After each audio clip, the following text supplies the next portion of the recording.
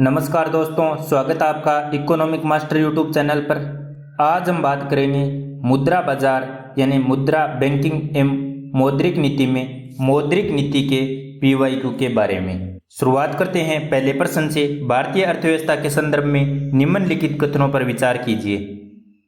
यदि मुद्रास्फीति अत्यधिक है तो आरबीआई यानी भारतीय रिजर्व बैंक संभावित रूप से सरकारी प्रतिभूतियां खरीद सकता है।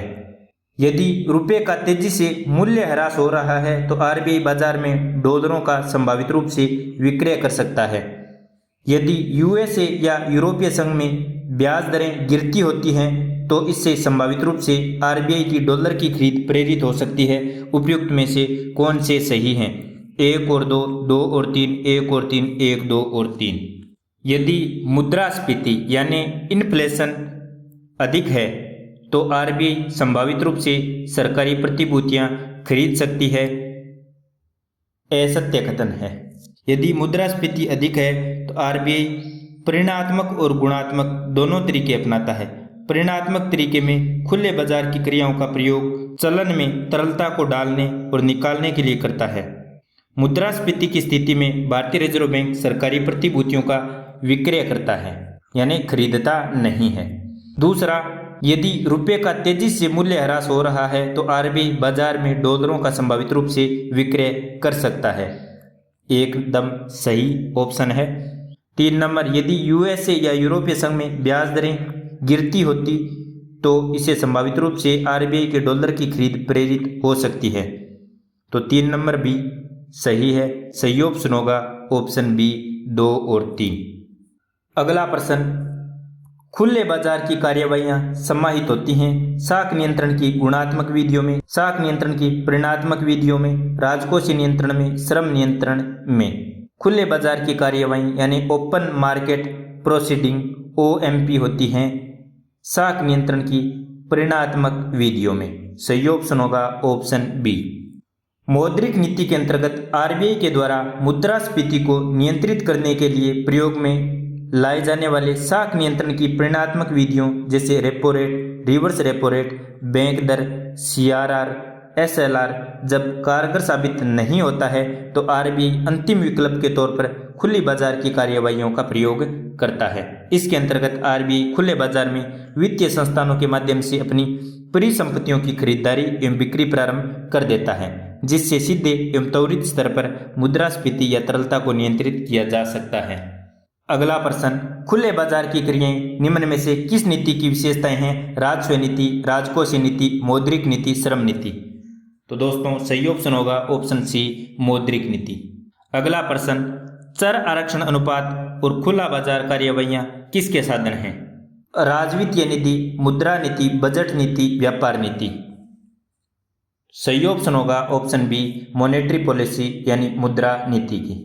चर आरक्षण अनुपात का संबंध मुद्रा के प्रचलन से है। इससे घटा बढ़ाकर बाजार में मुद्रा की मात्रा को नियंत्रित करने का प्रयास किया जाता है। इस प्रक्रिया का मुख्य नियामक रिजर्व बैंक है जो इसे संचालित करता है, अतः मौद्रिक नीति का ही एक अंग है, जबकि राजकोषीय नीति का एक हिस्सा बजट नीति है और व्यापार नीति अपने व्यापक संदर्भ में विदेशी व्यापार से संबंधित है। अगला प्रश्न, निम्नलिखित में से कौन भारतीय रिजर्व बैंक की मौद्रिक नीति का एक साधन नहीं है? बैंक दर, वैधानिक तरलता अनुपात यानी एसएलआर, माल और सेवा कर, जीएसटी, नगद आरक्षित अनुपात, सीआरआर। सही ऑप्शन क्या होगा? बैंक रेट मौद्रिक नीति का साधन है दोस्तों। वैधानिक तरलता अनुपात एसएलआर भी मौद्रिक नीति का साधन है। नगद आरक्षित अनुपात सीआरआर भी मौद्रिक नीति का साधन है, जबकि जीएसटी नहीं है। और प्रश्न में क्या पूछ रखा है, कौन सा साधन नहीं है? तो सही ऑप्शन होगा ऑप्शन सी। माल और सेवा कर भारतीय रिजर्व बैंक की मौद्रिक नीति का साधन नहीं है, जबकि बैंक दर, वैधानिक तरलता अनुपात और नगद आरक्षित अनुपात मौद्रिक नीति के साधन हैं। मौद्रिक नीति आर्थिक नीति की वह शाखा है जो अर्थव्यवस्था में मुद्रा की पूर्ति के नियमन तथा समायोजन और ब्याज दर के स्तर में परिवर्तन के द्वारा मूल्य की स्थिरता, रोजगार तथा आर्थिक संवृद्धि तेज करने तथा विदेशी भुगतान में संतुलन स्थापित करने का प्रयास करती है। अगला प्रश्न, सामान्य रूप से मुद्रा नीति का प्रधान लक्ष्य है मुद्रा आपूर्ति का नियंत्रण करना, निजी बैंकों का नियंत्रण करना, शेयर बाजार का नियंत्रण करना, बहुमूल्य धातु बाजार का नियंत्रण करना। सही ऑप्शन होगा ऑप्शन ए, मुद्रा आपूर्ति नियंत्रण करना। अर्थशास्त्र में मुद्रा नीति का विशेष स्थान है। प्रसिद्ध अर्थशास्त्री जॉनसन के अनुसार मुद्रा नीति के अंतर्गत केंद्रीय बैंक सामान्य आर्थिक नीति के लक्ष्यों को प्राप्त करने के उद्देश्य से मुद्रा की पूर्ति पर नियंत्रण रखती है। अगला प्रश्न, मौद्रिक नीति समिति अर्थात मॉनेटरी पॉलिसी कमेटी एमपीसी के संबंध में निम्न में से कौन सा कथन सही है? यह आरबीआई की मानक बेंचमार्क ब्याज दरों का निर्धारण करती है। यह एक 12 सदस्यीय निकाय है जिसमें आरबीआई का गवर्नर शामिल होता है तथा प्रत्येक वर्ष इसका पुनर्गठन किया जाता है। यह केंद्रीय वित्त मंत्री की अध्यक्षता में कार्य करती है। सही कूट चुनिए, केवल एक और दो, केवल तीन, केवल दो और तीन। तो दोस्तों एमपीसी के बारे में सही कूट कौन सा होगा? यह आरबीआई की मानक ब्याज दरों का निर्धारण करती है। सही ऑप्शन है। यह एक 12 सदस्यीय निकाय है जिसमें आरबीआई का गवर्नर शामिल होता है तथा प्रत्येक वर्ष इसका पुनर्गठन किया जाता है। ऑप्शन गलत है। इसमें कितने सदस्य होते हैं? 6। यह एक 6 सदस्यीय निकाय है जिसकी अध्यक्षता कौन करता है? आरबीआई का गवर्नर। इसके सदस्यों का कार्यकाल कितना होता है? 4 वर्ष, अर्थात प्रत्येक 4 वर्ष पर इसका पुनर्गठन किया जाता है। प्रत्येक वर्ष पुनर्गठन नहीं किया जाता। यह केंद्रीय वित्त मंत्री की अध्यक्षता में कार्य करती है। नहीं, ऑप्शन गलत है। किसकी अध्यक्षता में कार्य करती है? आरबीआई गवर्नर के। अगला प्रश्न, निम्नलिखित में से कौन सा एक मौद्रिक नीति का उद्देश्य नहीं है? मूल्य स्थिरता, आर्थिक स्थायित्व, आय एवं परिसंपत्तियों का सामयिक वितरण, विदेशी विनिमय दर स्थिरता। मौद्रिक नीति का उद्देश्य दोस्तों मूल्य स्थिरता है, आर्थिक स्थायित्व है, आय एवं परिसंपत्तियों का सामयिक वितरण है, विदेशी विनिमय दर स्थिरता नहीं है। और प्रश्न में क्या पूछ रखा है? कौन सा उद्देश्य नहीं है मॉनेटरी पॉलिसी का? तो सही ऑप्शन होगा ऑप्शन डी। मौद्रिक नीति के माध्यम से किसी देश का केंद्रीय बैंक मुद्रा की आपूर्ति का प्रबंधन करता है। मुद्रास्फीति पर नियंत्रण, कीमत स्थिरता, आर्थिक स्थायित्व, आय एवं परिसंपत्तियों का सामयिक वितरण आदि मौद्रिक नीति के उद्देश्य होते हैं। अगला प्रश्न, निम्नलिखित में से कौन भारत का मौद्रिक प्राधिकरण है यानी मॉनेटरी अथॉरिटी? वित्त आयोग, भारतीय रिजर्व बैंक, नीति आयोग, वित्त मंत्रालय या भारत सरकार? सही ऑप्शन क्या होगा दोस्तों? सही ऑप्शन होगा ऑप्शन बी, आरबीआई, भारतीय रिजर्व बैंक भारत का मौद्रिक प्राधिकरण है। भारतीय रिजर्व बैंक भारत की मौद्रिक नीति तैयार करता है और उसकी निगरानी भी करता है, इसलिए आरबीआई को भारत का मौद्रिक प्राधिकरण कहा जाता है। आरबीआई भारत का केंद्रीय बैंक है, इसे बैंकों का बैंक भी कहा जाता है। इसकी स्थापना 1 अप्रैल 1935 को की गई थी। अगला प्रश्न, मौद्रिक नीति का निर्माण भारत में कौन करता है? सेबी, आरबीआई, वित्त मंत्रालय, योजना आयोग? सही ऑप्शन होगा दोस्तों ऑप्शन बी, आरबीआई। अगला प्रश्न, निम्न में से एक भारतीय मौद्रिक नीति के बारे में निर्णय लेता है? भारत के वित्त मंत्री, भारतीय रिजर्व बैंक, भारत के मुख्यमंत्री, अंतर्राष्ट्रीय मौद्रिक कोष? सही ऑप्शन होगा दोस्तों ऑप्शन बी, भारतीय रिजर्व बैंक। अगला प्रश्न, जब भारतीय रिजर्व बैंक नकदी रिजर्व अनुपात में वृद्धि घोषणा करता है तो इसका तात्पर्य है, यानी CRR में वृद्धि की घोषणा करता है आरबीआई, तो इसका क्या मतलब निकाला जाता है? ऑप्शन ए, वाणिज्यिक बैंकों के पास उधार देने के लिए कम मुद्रा होगी। ऑप्शन बी, भारतीय रिजर्व बैंक के पास उधार देने के लिए कम मुद्रा होगी। ऑप्शन सी, केंद्र सरकार के पास उधार देने के लिए कम मुद्रा होगी। ऑप्शन डी, वाणिज्यिक बैंकों के पास उधार देने के लिए अपेक्षाकृत अधिक मुद्रा होगी। दोस्तों भारतीय रिजर्व बैंक जब CRR में वृद्धि करता है तो वाणिज्यिक बैंकों को अपना ज़्यादा धन आरबीआई के पास रखना पड़ता है। तो इसका क्या मतलब होता है कि वाणिज्यिक बैंकों के पास अब उधार देने के लिए कम मुद्रा होगी, तो ऑप्शन ए राइट आंसर होगा। भारतीय रिजर्व बैंक साख पर कई तरह से नियंत्रित करता है, जैसे बैंक दर नीति द्वारा, खुले बाजार की क्रियाओं द्वारा, बैंक के नगद कोष संबंधी आवश्यकताओं में परिवर्तन करके अर्थात CRR में परिवर्तन करके। तरलता संबंधी वैधानिक आवश्यकताओं को पूरा करके विभेदक ब्याज दरों की प्रणाली अपनाकर चयनात्मक साख नियंत्रण नीति से नैतिक प्रभाव की नीति द्वारा। जब आरबीआई सीआरआर में वृद्धि करता है तो वाणिज्यिक बैंकों को अपनी कुल जमा का अधिकांश रिजर्व बैंक के पास रखना होता है। उस स्थिति में वाणिज्यिक बैंकों के पास उधार देने के लिए कम मुद्रा बचती है।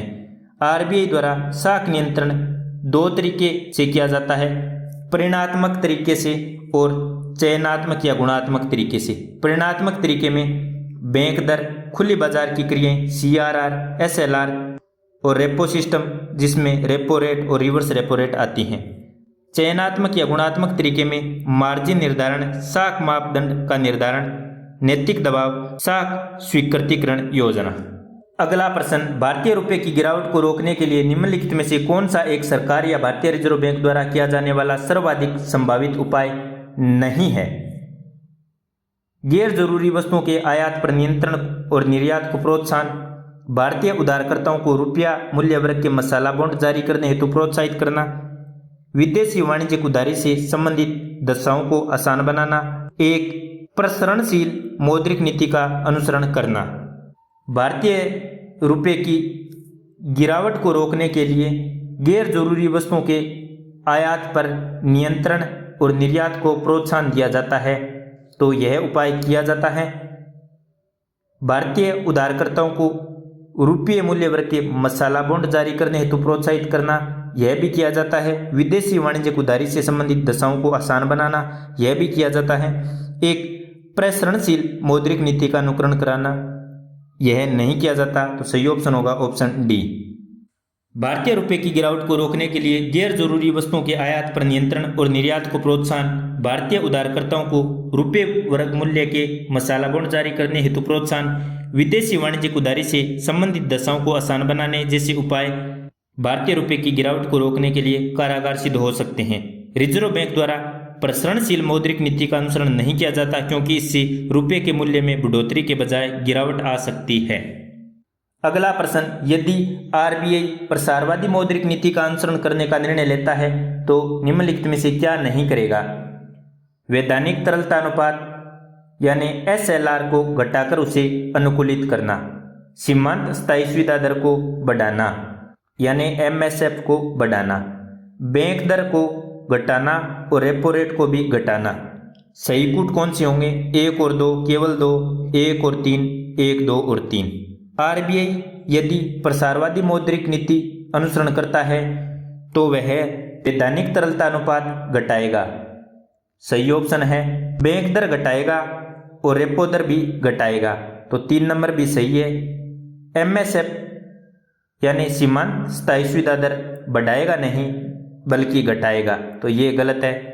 प्रश्न में क्या पूछ रखा है, कौन सा उपाय नहीं करेगा? तो ऑप्शन 2 केवल, तो सही ऑप्शन होगा ऑप्शन बी। किसी अर्थव्यवस्था में आर्थिक क्रिया को सुचारू रूप से चलाने के लिए तरलता की पर्याप्त मात्रा में उपलब्धता आवश्यक है। तरलता नियंत्रण संबंधी कार्य आरबीआई द्वारा किए जाते हैं। अर्थव्यवस्था का विस्तार करने के लिए आरबीआई द्वारा उठाए जाने वाले कदमों में सीआरआर और एसएलआर में कमी, ब्याज दर में कमी, सरकारी प्रतिभूतियों की खरीद, जबकि सीमांत स्थायी सुविधा दर को बढ़ाने से संकुचनवादी मौद्रिक नीति को बढ़ावा मिलता है।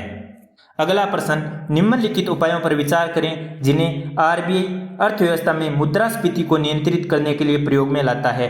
बैंक दर में वृद्धि, नगद आरक्षित अनुपात में वृद्धि, संवैधानिक तरलता अनुपात में वृद्धि, सरकारी प्रतिभूतियों का क्रय। सही कूट चुनना है 1 और 2, 1, 2, 3, 2, 3, 4, 1, 3 और 4। मुद्रास्फीति को नियंत्रित करने के लिए क्या उपाय करेगा? बैंक दर में वृद्धि, सही ऑप्शन। नगद आरक्षित अनुपात यानी सीआरआर में वृद्धि, सही ऑप्शन। संवैधानिक तरलता अनुपात यानी एसएलआर में वृद्धि, सही ऑप्शन। सरकारी प्रतिभूतियों का क्रय, गलत ऑप्शन। क्या करेगा? सरकारी प्रतिभूतियों का विक्रय करेगा, तो सही ऑप्शन होगा 1, 2 और 3, बी सही ऑप्शन होगा। अगला प्रश्न, नगद आरक्षित अनुपात को कम करने से अर्थव्यवस्था पर इसका निम्नलिखित प्रभाव पड़ेगा। बैंकों के पास अधिक तरलता लाभ होगा, अर्थव्यवस्था में निवेश वृद्धि देखने को मिल सकती है, अर्थव्यवस्था में मुद्रा पूर्ति बढ़ सकती है, वास्तविक निवेश दर में गिरावट आ सकती है। केवल एक और दो दोनों, 1, 2, 3 और 4, 2, 3 और 4 उपयुक्त में से कोई नहीं या उपयुक्त में से एक से अधिक। अर्थव्यवस्था पर क्या प्रभाव पड़ेगा यदि CRR में कमी कर दी जाए? इससे बैंकों के पास अधिक तरलता लाभ होगा। सही ऑप्शन। अर्थव्यवस्था में निवेश वृद्धि देखने को मिलेगी। सही ऑप्शन। अर्थव्यवस्था में मुद्रापूर्ति बढ़ सकती है। सही ऑप्शन। वास्तविक निवेश दर में गिरावट आ सकती है। गलत ऑप्शन। निवेश में क्या होगी? वृद्धि होगी। तो सही ऑप्शन होगा 1, 2 और 3। तो ऑप्शन सी राइट आंसर होगा। अगला प्रश्न, परिणात्मक साख नियंत्रण की विधि निम्न में से कौन सी नहीं है? बैंक दर, परिवर्तनशील कोष या चर आरक्षित अनुपात, खुली बाजार कार्रवाई, साख की राशनिंग। परिणात्मक साख नियंत्रण की विधि कौन सी है? बैंक दर है, चर आरक्षित अनुपात है, खुली बाजार कार्रवाई है, साख की राशनिंग नहीं है। तो सही ऑप्शन होगा ऑप्शन डी। साख की राशनिंग का क्या अर्थ है? केंद्रीय बैंक द्वारा अर्थव्यवस्था के किसी खास क्षेत्र में साख निर्गमन की उच्च सीमा को तय करना, साथ ही साख को विभिन्न भागों के रूप में अन्य क्षेत्रों में विभाजित करने का निर्देश देना। अगला प्रश्न, निम्नलिखित में से कौन सा भारत में चयनात्मक उधार नियंत्रण का साधन नहीं है? उपभोक्ता उधार का नियमन, उधार राशि नियमन, अंतरण या मार्जिन अपेक्षाएं, परिवर्ती लागत आरक्षण अनुपात। तो चयनात्मक नियंत्रण का साधन कौन सा नहीं है? तो पहले यह देख लेते हैं कौन सा है। उपभोक्ता उधार का नियमन है, उधार राशि नियमन है, अंतरण मार्जिन अपेक्षाएं है, परिवर्ती लागत आरक्षण अनुपात नहीं है। तो सही ऑप्शन क्या होगा? सही ऑप्शन होगा ऑप्शन डी।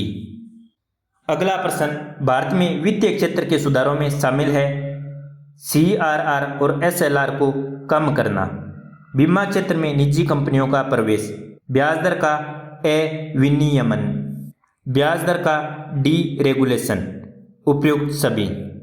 तो वित्तीय क्षेत्र में सुधार में CRR और SLR को कम करना शामिल है, बीमा क्षेत्र में निजी कंपनियों का प्रवेश शामिल है, ब्याज दरों का डीरेगुलेशन शामिल है। तो सही ऑप्शन होगा ऑप्शन डी, उपयुक्त सभी। अगला प्रश्न, भारत में मौद्रिक नीति का उपकरण निम्न में से कौन सा नहीं है? Repo rate, SLR, CRR, tax change. सही ऑप्शन होगा दोस्तों टैक्स चेंज RBI की मौद्रिक नीति का उपकरण नहीं है, जबकि रेपो रेट, SLR व CRR को इसमें शामिल किया जाता है। करारोपण या कर परिवर्तन सरकार की राजकोषीय नीति में शामिल किया जाता है। रेपो रेट क्या होती है? वह दर है जिस पर RBI वाणिज्यिक बैंकों को अल्पकालीन ऋण प्रदान करता है। अगला प्रश्न, भारतीय अर्थव्यवस्था के संदर्भ में निम्न पर विचार कीजिए। बैंक दर, खुली बाजार कार्रवाइयाँ, लोक ऋण, लोक राजस्व। उपयुक्त में से मौद्रिक नीति के घटक कौन से हैं? केवल 1, 2, 3 और 4, 1 और 2, 1, 3 और 4। बैंक दर मौद्रिक नीति का घटक होता है, खुली बाजार कार्रवाइयाँ मौद्रिक नीति का घटक होता है, लोक ऋण मौद्रिक नीति का घटक नहीं होता। किसका घटक होता है? राजकोषीय नीति का घटक होता है। और लोक राजस्व भी राजकोषीय नीति का घटक होता है, मौद्रिक नीति का नहीं होता है। तो सही ऑप्शन क्या होगा? ऑप्शन सी 1 और 2। लोक ऋण और लोक राजस्व राजकोषीय नीति के घटक होते हैं, जिसका नियंत्रण कौन करता है? वित्त मंत्रालय। और बैंक दर और खुली बाजार कार्रवाइयाँ मौद्रिक नीति के घटक हैं। मौद्रिक नीति वह नीति होती है जो मूल्य स्थिरता बनाए रखने हेतु अर्थव्यवस्था में मुद्रा आपूर्ति को नियंत्रित करती है। मौद्रिक नीति का कार्यान्वयन एवं अनुश्रवण RBI करता है। अगला प्रश्न, भारत में मौद्रिक नीति निम्नलिखित साधनों में से किन का प्रयोग करती है? बैंक दर, मुक्त बाजार संक्रियाएं, सरकारी ऋण, लोक राजस्व। सही कूट बताना है 1 और 2, 2 और 4, 1 और 4, 1, 2, 3 और 4। मौद्रिक नीति के साधन कौन से हैं? बैंक दर और ओपन मार्केट ऑपरेशन, मुक्त बाजार संक्रियाएं, सरकारी ऋण नहीं है, लोक राजस्व नहीं है, ये राजकोषीय नीति के साधन हैं। तो सही ऑप्शन होगा ऑप्शन ए 1 और 2। किसी अर्थव्यवस्था की वह नीति जिसके द्वारा उसमें होने वाले मुद्रा प्रवाह या प्रचलन की मात्रा विनियमित होती है, उसे मौद्रिक नीति कहते हैं। विश्व की सभी अर्थव्यवस्था में इसकी घोषणा वहाँ के केंद्रीय बैंक द्वारा की जाती है। भारत में इसकी घोषणा कौन करता है? आरबीआई। आरबीआई द्वारा प्रयुक्त मौद्रिक नीति के साधन कौन से हैं? नगद आरक्षण अनुपात CRR, SLR, bank rate, repo rate, reverse repo rate, मुक्त बाजार संक्रियाएं OMO, बेस दर, मार्जिनल स्टैंडिंग सुविधा यानी MSF। अगला प्रश्न, सीमांत स्थायी सुविधा दर MSF तथा निवल मांग और सावधिक देयताएं पदबंध कभी कभी समाचारों में आते रहते हैं। उनका प्रयोग किसके संबंध में किया जाता है? बैंक कार्य, संचार नेटवर्किंग, युद्ध कौशल, कृषि उत्पादों की पूर्ति एवं मांग। बड़ा ही इजी क्वेश्चन। सही ऑप्शन होगा ऑप्शन ए, बैंक के कार्य। आरबीआई द्वारा 2011-12 की मौद्रिक नीति में सीमांत स्थायी सुविधा कर शुरू करने की घोषणा की गई। यह एक ऐसी दर है जिस पर बैंक सरकारी प्रतिभूतियों के आधार पर रिजर्व बैंक से उधार या ऋण लेते हैं। निवल मांग और सावधिक देयताओं का संबंध सावधिक तरलता अनुपात से होता है। MSF एक ऐसा मार्ग है जो बैंक को CRR एवं SLR जैसे न्यूनतम तरलता अनुपातों को बनाए रखने में मदद करता है। यदि बैंक CRR एवं SLR को बनाए रखने में असफल हो जाते हैं तो यह बैंकों का आकस्मिक एवं अल्पकालिक तरलता सुविधा उपलब्ध कराता है। इसकी दर बैंक दर के बराबर होती है। अगला प्रश्न, जब भारतीय रिजर्व बैंक सांविधिक नकदी अनुपात को 50 आधार अंक कम कर देता है तो क्या होने की संभावना होती है? भारत की GDP विकास दर प्रबलता से बढ़ेगी। विदेशी संस्थागत निवेश हमारे देश में और अधिक पूंजी लाएंगे। अनुसूचित वाणिज्यिक बैंक अपने उधार की दर को घटा सकते हैं। इससे बैंकिंग व्यवस्था की नकदी में प्रबलता से कमी आ सकती है। सही ऑप्शन क्या होगा? सही ऑप्शन होगा ऑप्शन सी, अनुसूचित वाणिज्यिक बैंक अपने उधार देने की दर को घटा सकती हैं। वैधानिक तरलता अनुपात नेट डिमांड एवं टाइम लायबिलिटी का प्रतिशत है, जिसे अनुसूचित व्यावसायिक बैंकों को भारतीय रिजर्व बैंक द्वारा निर्दिष्टित रूप में सवर्ण एवं प्रतिभूतियों के रूप में रखने की आवश्यकता होती है। अतः सांविधिक नकदी अनुपात में कटौती से बैंकों के पास अधिक कोष होगा, जिससे वे ऋण स्वीकृति कर अर्थव्यवस्था में डाल सकते हैं और इस उद्देश्य के लिए वे अपने ऋण दरों में कटौती कर सकते हैं। अगला प्रश्न, भारतीय अर्थव्यवस्था के संदर्भ में निम्नलिखित में से कौन सा या से सांविधिक आरक्षित आवश्यकताओं का उद्देश्य है? केंद्रीय बैंक को बैंकों द्वारा निर्मित की जा सकने वाली अग्रिम राशियों पर नियंत्रण रखने की सक्षमता प्रदान करना, बैंकों में जनता की जमा राशियों को सुरक्षित व तरल रखना, व्यावसायिक बैंकों को अत्यधिक लाभ कमाने से रोकना, बैंकों को दिन प्रतिदिन की आवश्यकता को पूरा करने के लिए पर्याप्त वोल्ट कैश रखने को बाध्य करना। सही कूट चुनना है, केवल एक और दो, केवल 2 और 3, 1, 2, 3 और 4। भारतीय अर्थव्यवस्था के संदर्भ में सांविधिक आरक्षित आवश्यकताओं का उद्देश्य क्या है? केंद्रीय बैंक को बैंकों द्वारा निर्मित की जा सकने वाली अग्रिम राशियों पर नियंत्रण रखने की सक्षमता प्रदान करना सही ऑप्शन है। बैंकों में जनता की जमा राशियों को सुरक्षित व तरल रखना सही ऑप्शन है। व्यावसायिक बैंकों को अत्यधिक लाभ कमाने से रोकना गलत ऑप्शन है। बैंकों को दिन प्रतिदिन की आवश्यकताओं को पूरा करने के लिए पर्याप्त कोष नकदी रखने को बाध्य करना गलत ऑप्शन है। सही ऑप्शन होगा ऑप्शन बी, केवल 1 और 2। अगला प्रश्न, किसी अर्थव्यवस्था में यदि ब्याज की दर को घटाया जाता है तो वह अर्थव्यवस्था में उपभोग व्यय घटाएगा, सरकार के कर संग्रह को बढ़ाएगा, अर्थव्यवस्था में निवेश व्यय को बढ़ाएगा, अर्थव्यवस्था में कुल बचत को बढ़ाएगा। तो दोस्तों, किसी अर्थव्यवस्था में ब्याज दर को घटाने से क्या बढ़ेगा? निवेश बढ़ेगा। ऑप्शन सी राइट आंसर होगा। अगला प्रश्न, निम्नलिखित में से कौन सी पारिभाषिक शब्दावली उस क्रियाविधि को इंगित करती है जिसके माध्यम से वाणिज्यिक बैंक सरकार को उधार देता है? नकदी उधार अनुपात, ऋण सेवा दायित्व, तरलता समायोजन सुविधा, सांविधिक तरलता अनुपात। सही ऑप्शन होगा दोस्तों ऑप्शन डी, सांविधिक तरलता अनुपात। SLR वह शब्दावली है जो वाणिज्यिक बैंकों से केंद्र सरकार द्वारा लिए जाने वाला धन जो कि उधार के रूप में होता है और बदले में केंद्र सरकार प्रतिभूतियां देती हैं। अगला प्रश्न, बैंकों को अपने रोकड़ शेष और कुल परिसंपत्तियों के मध्य एक निश्चित अनुपात रखना पड़ता है, इसे कहते हैं सांविधिक बैंक अनुपात, सांविधिक तरल अनुपात, केंद्रीय बैंक रिजर्व, केंद्रीय तरल रिजर्व। सही ऑप्शन होगा दोस्तों ऑप्शन बी, सांविधिक तरल अनुपात यानी SLR। बैंकों को अपने रोकड़ शेष और कुल परिसंपत्तियों के मध्य एक निश्चित अनुपात रखना पड़ता है, जिसे SLR या सांविधिक तरल अनुपात कहते हैं। RBI संशोधन एक्ट 1962 के अनुसार व्यापारिक बैंकों को अपने पाक्षिक नोट का एक निश्चित अनुपात सरकारी प्रतिभूतियों के रूप में अपने पास रखना होता है, जिसे SLR की अधिकतम सीमा 40% तक निर्धारित कर सकती है। इसकी न्यूनतम सीमा 24 नवंबर 2008 से समाप्त कर दी गई है। अगस्त 2021 में SLR की दर कितनी थी? 18%। वर्तमान में SLR कितनी है? 18%। अगला प्रश्न, यदि भारतीय रिजर्व बैंक द्वारा नकद कोष अनुपात CRR में कमी की जाती है तो इसका साख सर्जन पर प्रभाव होगा। वृद्धि, कमी, कोई प्रभाव नहीं, उपयुक्त में से कोई नहीं। तो CRR में कमी से साख सर्जन में क्या होगी? वृद्धि होगी। तो सही ऑप्शन होगा ऑप्शन ए। बैंकों के नकद कोष अनुपात में कमी होने का प्रभाव होता है बैंकों के आय में वृद्धि होना, बैंकों के द्वारा प्रतिभूतियों की मांग में वृद्धि होना तथा बैंकों का साख प्रसार के लिए अधिक धन उपलब्ध होना आदि होता है। अगला प्रश्न, बैंक दर से क्या अभिप्राय है? बैंक द्वारा जमाकर्ताओं को दी जाने वाली ब्याज की दर, बैंक द्वारा ऋण लेने वालों से ली जाने वाली ब्याज की दर, अंतर बैंक के ऋणों पर ब्याज की दर, केंद्रीय बैंक द्वारा अन्य बैंकों को दिए गए ऋणों पर दिए जाने वाले ब्याज की दर। तो बैंक दर से तात्पर्य होता है दोस्तों केंद्रीय बैंक द्वारा अन्य बैंकों को दिए गए ऋणों पर लिए जाने वाले ब्याज की दर। ऑप्शन डी राइट होगा। वर्तमान में बैंक रेट कितनी है? 6.75%। RBI एक्ट 1934 के सेक्शन 49 के अंतर्गत बैंक दर को परिभाषित करते हुए कहा गया है कि बैंक दर वह दर होती है जिस पर RBI बैंकों को उधार देती है। अगला प्रश्न, बैंक दर का आशय है साहूकारों द्वारा लिया जाने वाला ब्याज दर, अनुसूचित बैंकों द्वारा ली जाने वाली ब्याज दर, बैंकिंग संस्थान की लाभ दर, केंद्रीय बैंक द्वारा ली जाने वाली आधिकारिक ब्याज दर। उपयुक्त में से कोई नहीं या एक से अधिक। सही ऑप्शन होगा दोस्तों ऑप्शन डी, केंद्रीय बैंक द्वारा ली जाने वाली आधिकारिक ब्याज दर।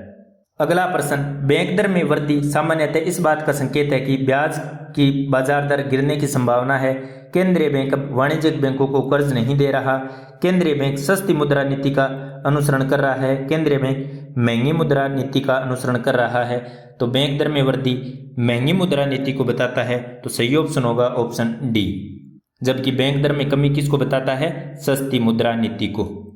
अगला प्रश्न, भारत में मौद्रिक नीति के संदर्भ में निम्न में से कौन से कथन सही हैं? ऊंची रेपो रेट का तात्पर्य है बैंक प्रणाली में कम मात्रा में साख प्रवाह होगा। वर्तमान समय में मुद्रास्फीति को नियंत्रित करने के लिए RBI ने रेपो रेट तथा रिवर्स रेपो रेट पर भरोसा किया है। सही उत्तर बताना है। केवल एक, केवल दो, एक और दो दोनों, उपयुक्त में से कोई नहीं। तो दोस्तों इसका सही उत्तर होगा ऑप्शन सी, एक और दो दोनों। रेपो रेट वह ब्याज दर है जिस पर RBI वाणिज्यिक बैंकों को अल्पकालीन ऋण प्रदान करता है। रेपो रेट बढ़ने पर साख प्रवाह कम हो जाता है तथा घटने पर साख प्रवाह बढ़ जाता है। मुद्रास्फीति को नियंत्रित करने के लिए RBI द्वारा मौद्रिक नीति के अंतर्गत रेपो रेट व रिवर्स रेपो रेट में परिवर्तन किया जाता है। अगला प्रश्न, रेपो रेट विचारणीय होता है मौद्रिक नीति के अंतर्गत, राजकोषीय नीति के अंतर्गत, श्रम नीति के अंतर्गत, जनसंख्या नीति के अंतर्गत। सही ऑप्शन होगा दोस्तों ऑप्शन ए, मौद्रिक नीति के अंतर्गत। अगला प्रश्न, अल्पकाल में भारतीय रिजर्व बैंक जिस ब्याज दर पर व्यापारिक बैंकों को उधार देता है उसे कहा जाता है ब्याज दर, बैंक दर, उल्ट रेपो दर, रेपो दर। सही ऑप्शन होगा दोस्तों ऑप्शन डी, रेपो रेट। अल्पकाल में भारतीय रिजर्व बैंक जिस ब्याज दर पर व्यापारिक बैंकों को उधार देते हैं उसे रेपो रेट कहते हैं। RBI और ये हैं वाणिज्यिक बैंक। तो RBI वाणिज्यिक बैंक को जिस ब्याज दर पर धन उधार देता है उसे रेपो रेट कहते हैं और जिस पर वापस लेता है उसे रिवर्स रेपो रेट कहते हैं। अगला प्रश्न, निम्नलिखित में से कौन एक रेपो दर को नियमित करता है? भारतीय रिजर्व बैंक, सामान्य बीमा निगम, आयात निर्यात बैंक, सहयोग निधि। सही ऑप्शन होगा दोस्तों ऑप्शन ए, भारतीय रिजर्व बैंक। अगला प्रश्न, पुनर्क्रय विकल्प का प्रयोग किया जाता है विनिमय बाजार में रुपए की भारी बिकावली के दबाव को कम करने के लिए, विनिमय बाजार में रुपए की बिकावली के दबाव को बढ़ाने के लिए, विनिमय बाजार में रुपए का मान कम करने के लिए। उपयुक्त में से कोई नहीं। विनिमय बाजार में रुपए की भारी बिकावली के दबाव को कम करने के लिए नहीं किया जाता। विनिमय बाजार में रुपए की बिकावली के दबाव को बढ़ाने के लिए नहीं किया जाता। विनिमय बाजार में रुपए का मान कम करने के लिए भी नहीं किया जाता। तो सही ऑप्शन होगा ऑप्शन डी, उपयुक्त में से कोई नहीं। पुनर्क्रय विकल्प रेपो का संबंध मुद्रा विनिमय बाजार से नहीं है, अपितु इसका प्रयोग आरबीआई द्वारा मुद्रा बाजार में तरलता नियमन के लिए किया जाता है। यदि मौद्रिक प्रणाली में तरलता स्तर वांछित स्तर से कम हो जाता है तो आरबीआई निश्चित मात्रा में तरलता में वृद्धि करने के लिए प्रतिभूतियों का क्रय एक निश्चित अनुबंध के साथ करती है। एक निश्चित अवधि के बाद प्रतिभूतियों को लौटाकर राशि वापस ले लेगी, जिसे रेपो कहा जाता है, और जिस दर पर यह समझौता होता है उसे रेपो रेट कहते हैं। यदि मौद्रिक प्रणाली में तरलता का स्तर वांछित स्तर से अधिक रहता है तो आरबीआई प्रतिभूतियों का विक्रय एक अनुबंध के साथ करती है कि एक निश्चित समय पर पुनः वापस खरीद लेगी। इसे रिवर्स रेपो कहा जाता है तथा जिस दर पर यह अनुबंध होता है उसे रिवर्स रेपो दर कहते हैं। अगला प्रश्न, वह दर जिस पर बैंक भारतीय रिजर्व बैंक को उधार देती है जानी जाती है। बैंक रेट, रेपो दर, रिवर्स रेपो दर, ब्याज दर। सही ऑप्शन होगा दोस्तों ऑप्शन सी, रिवर्स रेपो दर। अगला प्रश्न, निम्नलिखित कथनों पर विचार कीजिए। रेपो दर ऐसी दर है जिस पर अन्य बैंक भारतीय रिजर्व बैंक से धनराशि उधार देते हैं। किसी देश के गिनी गुणा के 1 के मान का अभिप्राय है उस देश की जनता में प्रत्येक की आय पूर्णतः समान है। कौन सा कथन सही है? केवल एक, केवल दो, एक और दो दोनों, न तो एक न दो। सही ऑप्शन होगा दोस्तों ऑप्शन ए, केवल एक। रेपो दर वह दर है जिस पर भारतीय रिजर्व बैंक अन्य बैंकों को कर्ज या अल्पकालिक उधार देता है। गिन्नी गुणांक आय वितरण में असमानता का मापक होता है। इसे 0 से 1 के बीच मूल्य अनुपात में परिभाषित किया जाता है। 0 मूल्य का अर्थ होता है पूर्ण आय समानता, अर्थात सभी की आय समान है, जबकि 1 का अर्थ क्या है? पूर्ण आय असमानता, अर्थात संपूर्ण आय किसी एक के पास है और अन्य सभी के पास शून्य आय है। अगला प्रश्न, निम्नलिखित कथनों पर विचार कीजिए। बैंक दर वह ब्याज दर है जो भारतीय रिजर्व बैंक अपने ग्राहकों से उनके अल्पकालीन उधार पर लेता है। रेपो दर वह ब्याज दर है जो भारतीय रिजर्व बैंक अपने ग्राहकों से उनके दीर्घकालिक उधार पर लेता है। कौन सा कथन गलत है? केवल एक, केवल दो, एक और दो दोनों, न तो एक न दो। बैंक दर क्या है? वह ब्याज दर जो आरबीआई अपने ग्राहकों से अल्पकालीन उधार पर लेता है। सही है। रेपो दर वह ब्याज दर है जो भारतीय रिजर्व बैंक अपने ग्राहकों से उनके दीर्घकालीन उधार पर लेता है। सही है। तो दोनों कथन सही हैं। पूछ क्या रखा है, गलत कौन से हैं? तो सही ऑप्शन होगा ऑप्शन डी, न तो एक न दो। बैंक दर वह दर है जिस पर भारतीय रिजर्व बैंक व्यापारिक बैंकों को दीर्घकालीन ऋण उपलब्ध करता है। आरबीआई व्यापारिक बैंक को दिए गए ऋण पर ब्याज दर की न्यूनतम सीमा निर्धारित करता है। आरबीआई जिस दर पर वाणिज्यिक बैंक को अल्पकालीन ऋण देता है उसे रेपो रेट कहते हैं। रेपो रेट के तहत आरबीआई व्यापारिक बैंकों को अनुमोदित प्रतिभूतियों के विरुद्ध ओवरनाइट चल निधि प्रदान करता है। अगला प्रश्न, उस प्रतिष्ठा को क्या कहते हैं जिसके द्वारा उधारकर्ता उधार ली गई राशि से अधिक राशि चुकाता है? बैंक रेट, सांकेतिक ब्याज दर, वास्तविक ब्याज दर, ऋण की शर्तें। सही ऑप्शन होगा दोस्तों ऑप्शन बी, सांकेतिक ब्याज दर। सांकेतिक ब्याज दर यह वह ब्याज दर है जो किसी निवेश या ऋण पर भुगतान की जाती है। इसे वित्तीय संस्थान अपने निवेश या ऋण का बैकअप लेने के लिए विज्ञापित करते हैं। यह मुद्रास्फीति के समायोजन से पहले की ब्याज दर है जिसमें चक्रवर्ती की आवर्ती मूल समय इकाई के समान नहीं होती। इसमें बिना मुद्रास्फीति के समायोजन की राशि चुकानी होती है। वास्तविक ब्याज दर वह दर है जो बचतकर्ता या ऋणदाता मुद्रास्फीति के समायोजन के बाद प्राप्त करता है। वास्तविक ब्याज दर सांकेतिक ब्याज दर में से मुद्रास्फीति को घटा लेने के बाद प्राप्त होती है। अगला प्रश्न, भारत में बैंक द्वारा प्राथमिक क्षेत्र ऋणदान से तात्पर्य किसको ऋण देना है? कृषि, लघु एवं छोटे उद्यमी, दुर्बल वर्ग, उपयुक्त सभी। तो सही ऑप्शन होगा दोस्तों ऑप्शन डी, उपयुक्त सभी। प्राथमिक प्राप्त क्षेत्रों से तात्पर्य उन क्षेत्रों से है जिन्हें भारत सरकार और भारतीय रिजर्व बैंक देश की मूलभूत जरूरतों के विकास के लिए महत्वपूर्ण मानते हैं और इन क्षेत्रों को अन्य क्षेत्रों पर प्राथमिकता देते हैं।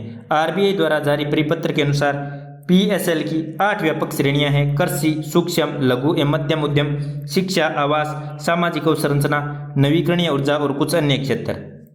अगला प्रश्न, भारत के संदर्भ में निम्नलिखित कथनों पर विचार कीजिए। बैंकों का राष्ट्रीयकरण, क्षेत्रीय ग्रामीण बैंक का गठन, बैंक शाखाओं द्वारा गांव को अपनाना। उपयुक्त में से भारत में वित्तीय समावेशन यानी फाइनेंशियल इंक्लूजन प्राप्त करने के लिए उठाए गए कदमों के रूप में माना जा सकता है? केवल 1 और 2, 2 और 3, केवल 3, 1, 2 और 3। सही ऑप्शन होगा दोस्तों ऑप्शन डी।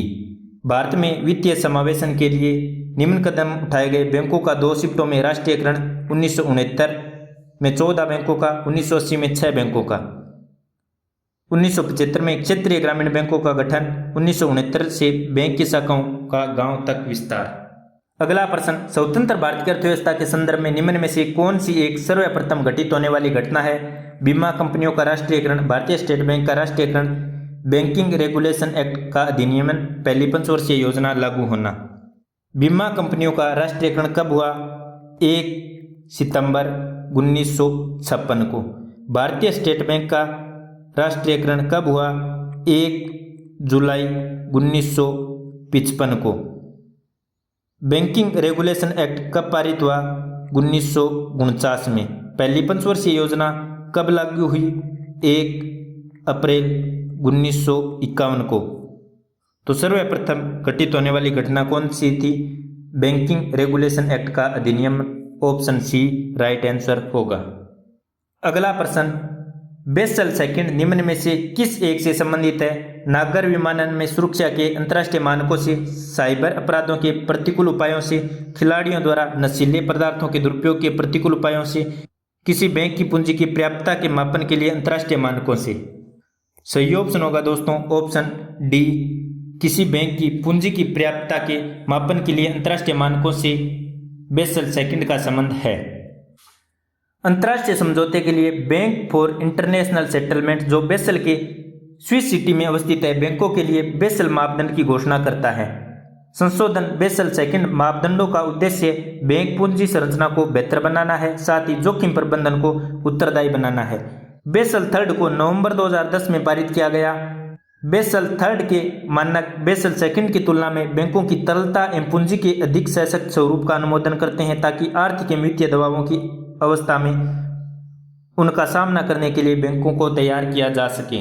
अगला प्रश्न, चालू देयताएं कब देय होती हैं? 1 वर्ष के भीतर, 1 वर्ष के बाद किंतु 5 वर्ष के भीतर, 5 वर्षों के भीतर, किसी आकस्मिकता के अधीन। सही ऑप्शन होगा दोस्तों ऑप्शन बी, 1 वर्ष के बाद किंतु 5 वर्षों के भीतर चालू देयताओं का भुगतान करना आवश्यक होता है।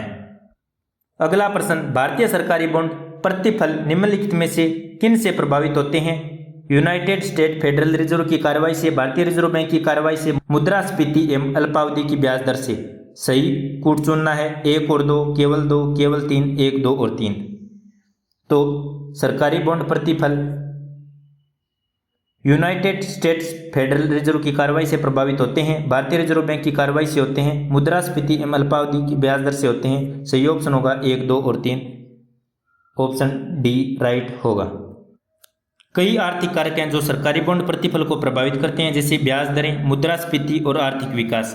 प्रतिफल को प्रभावित करने वाले प्रमुख कारक भारतीय रिजर्व बैंक की मौद्रिक नीति, विशेष रूप से ब्याज दरों का क्रम, सरकार की राजकोषीय नीति, वैश्विक बाजार, अर्थव्यवस्था और मुद्रास्फीति है।